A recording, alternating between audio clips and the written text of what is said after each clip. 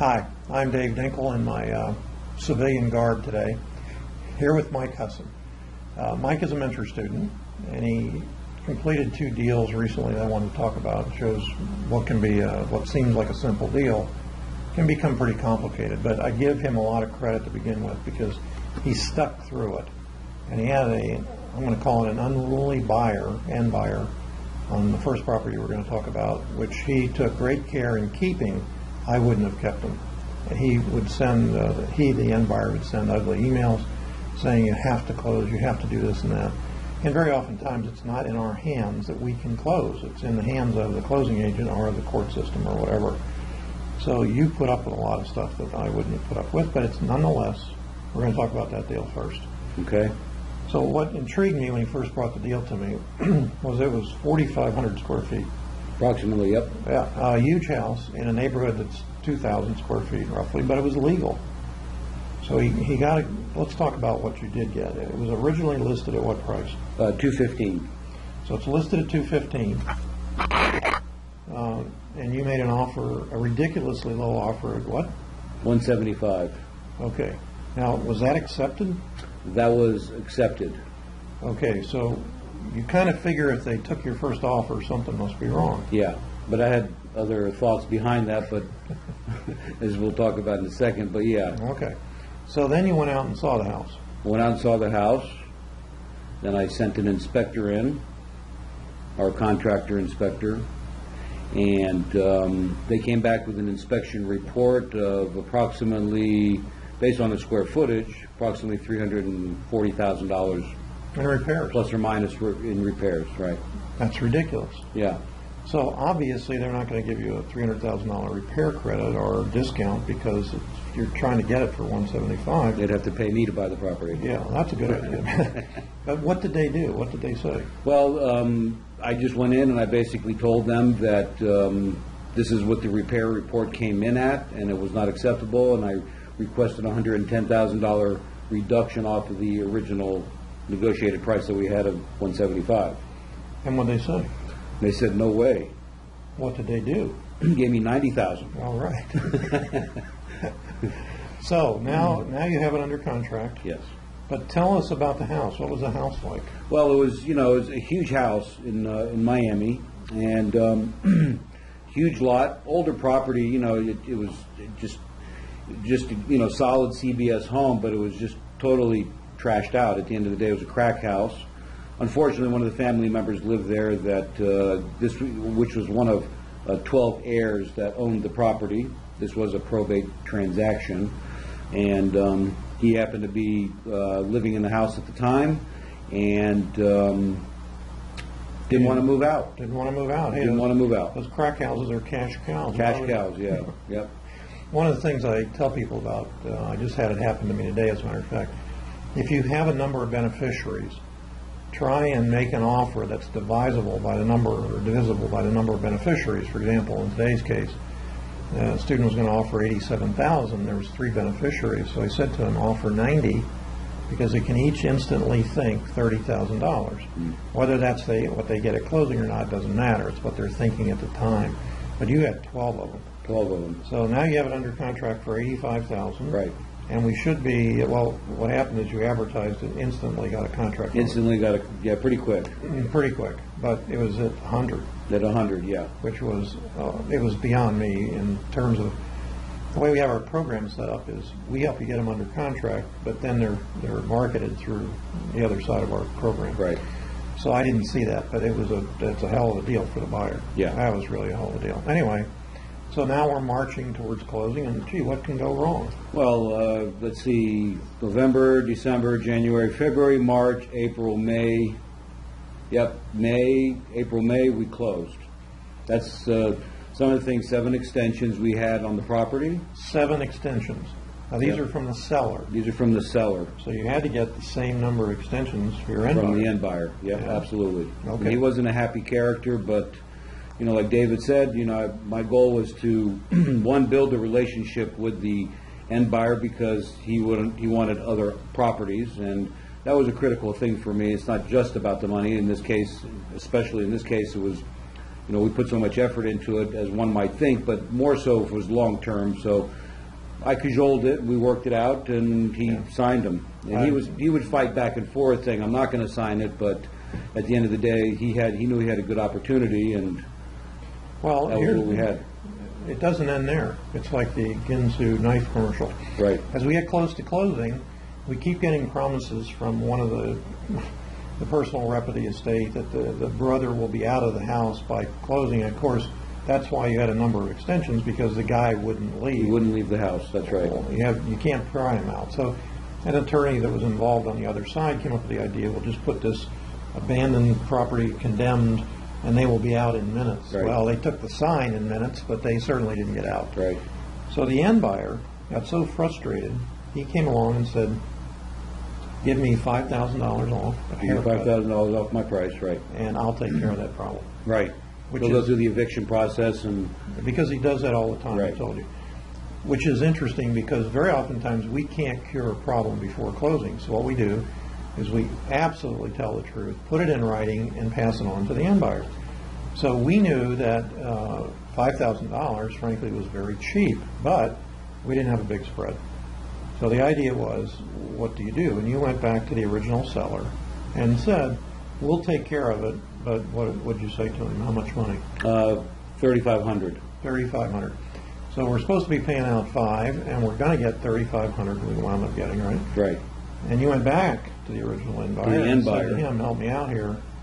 And what? I went back to him at 3, hoping that I could make an extra 5, but he said no, 4, because you told me, I asked for 5. We ended up at 35 and got 3 from 35, 4,000, 35 from the sellers. Original seller. Then I only ended up out of pocket of 500. And he took over the problem. Now that's been a month or so ago, right? But yeah, and I believe today he's still in the property. He's still going through the eviction process. Yeah. These things are not easy. Squatters they have more rights than the owner of the property in many cases. Yeah, pretty much. Be careful. So it wasn't a giant profit, but it was okay. Yeah, yeah. If I said to you, look, that was an excruciatingly long time period for a closing, how many hours do you actually think you had in phone calls and things like that? Taking away the length of time, Yeah. From the inception of the deal, probably 30 hours. Okay, that's an unusually high amount of time. Yeah, but over the period of time. Yeah.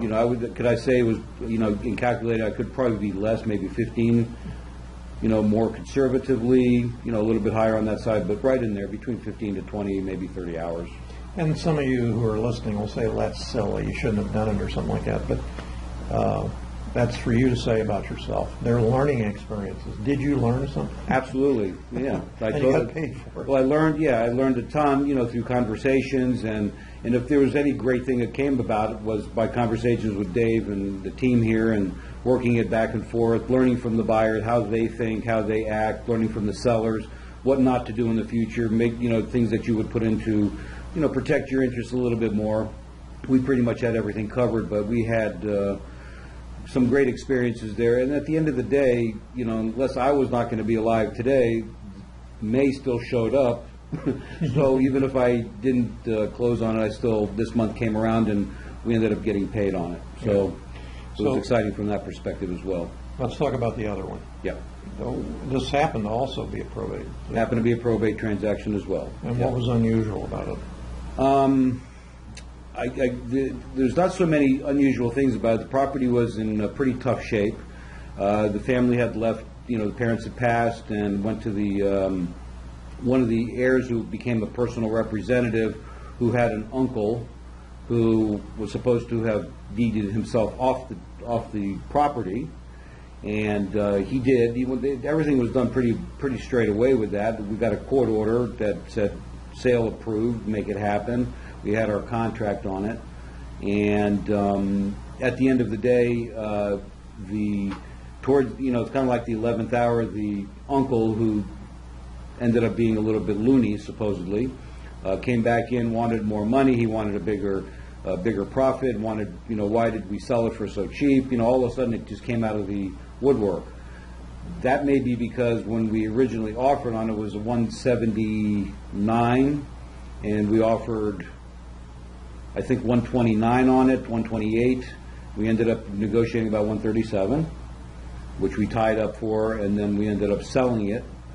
And then once we sold it, I felt my spread wasn't big enough, so I went back and... Rightfully so. Never big enough. Yeah, never big enough. And I just called the agent up, and she was pretty gracious, in terms of communication as far as an agent is concerned, and I encourage, all the agents to do that, and investors, but you got to work the deal. You just got to work the conversation. You got to do what you can to help everybody so it creates a win-win.